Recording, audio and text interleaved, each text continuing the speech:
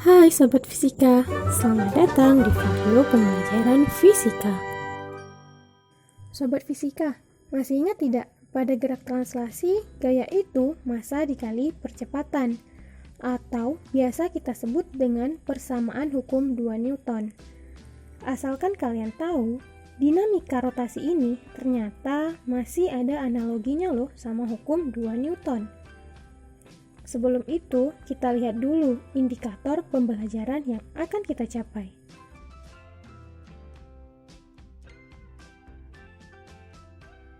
Dinamika rotasi itu ternyata masih ada analoginya sama hukum 2 Newton, di mana persamaan hukum 2 Newton juga berlaku loh buat torsi. Di mana torsi itu momen inersia dikali percepatan sudutnya. Kok bisa ya? Massa jadi momen inersia. Ini nih bedanya sama gerak translasi.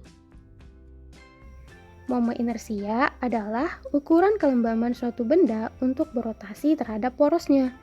Semakin besar momen inersianya, maka makin susah tuh benda untuk melambat atau mempercepat. Contohnya sebuah kelereng dan bola basket. Kira-kira di antara kedua benda tersebut, yang mana sih yang susah untuk diputar?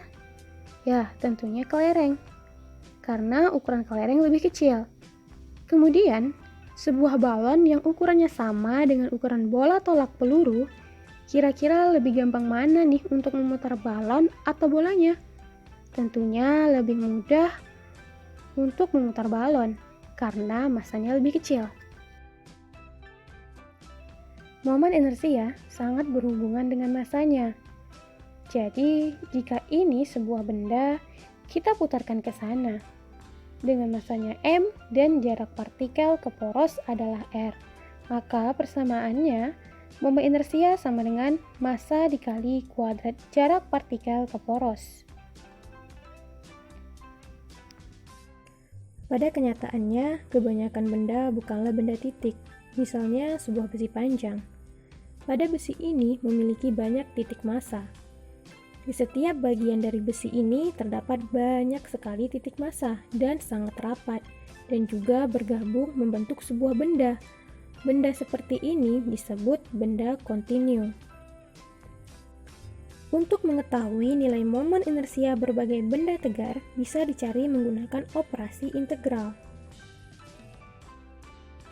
Kita ambil contoh, sebuah batang tipis yang akan diputar dengan poros putarnya itu di ujung. Jika pada batang tipis tersebut massanya adalah M dan panjangnya adalah L, kita ambil satu komponen, misalnya di sini, maka komponen massa itu disebut dm. Kira-kira ada berapa banyak komponen dm pada batang tipis tersebut? Ya, ada banyak sekali. Komponen dm yang banyak itu jika dijumlahkan jadilah M. Jarak dari dm tersebut ke poros disebut dr. Kita akan menjumlahkan dm yang di sini sampai di sini. Jadi batas-batasnya yaitu dari 0 sampai L. Kita menganggap bahwa bendanya homogen, sama di setiap bagiannya. Maka rapat massa perpanjangnya itu untuk seluruhnya sama dengan dm per dr komponennya. Maka dm sama dengan M per L dr. Sehingga persamaan ini dimasukkan ke persamaan ini. Maka momen inersia dari benda ini adalah integral batas bawahnya 0 sampai L. R kuadrat M per L dr. Maka menjadi M per L integral dari 0 sampai L R kuadrat dr. Lalu selesaikan integral kuadrat dr adalah 1/3 R pangkat 3. Sehingga momen inersianya I sama dengan M per L 1/3 R pangkat 3 berjalan dari 0 sampai L. Kalau kita masukkan batas atas dan batas bawahnya, maka menjadi momen inersia sama dengan M per L 1/3 L pangkat 3. Maka momen inersia untuk batang tipis adalah I sama dengan 1/3 ml kuadrat. Lalu bagaimana dengan batang tipis yang diputar di tengah batang? Tentunya akan berbeda. Untuk memudahkan kamu bisa perhatikan tabel momen inersia pada benda tegar berikut ini.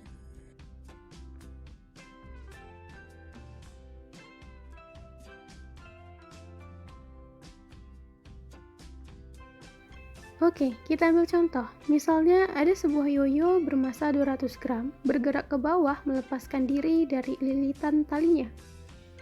Jika keping yoyo itu dianggap silinder pejal dan posisi benang seperti pada gambar, serta percepatan gravitasi bumi 10 meter per sekon kuadrat, kira-kira berapa momen gaya yang bekerja pada yoyo tersebut? Sebelumnya, yoyo itu mengalami gerak translasi sekaligus rotasi.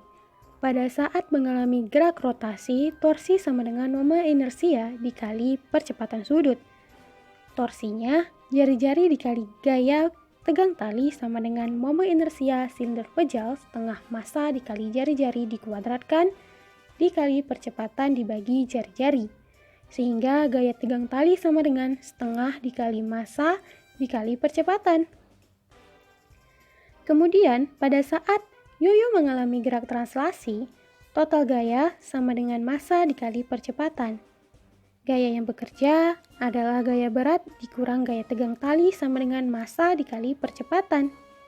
Dengan gaya beratnya itu massa dikali percepatan gravitasi. Dan gaya tegang tali sama dengan setengah massa dikali percepatan sama dengan massa dikali percepatan. Kita coret massanya sehingga percepatannya 2/3 percepatan gravitasi.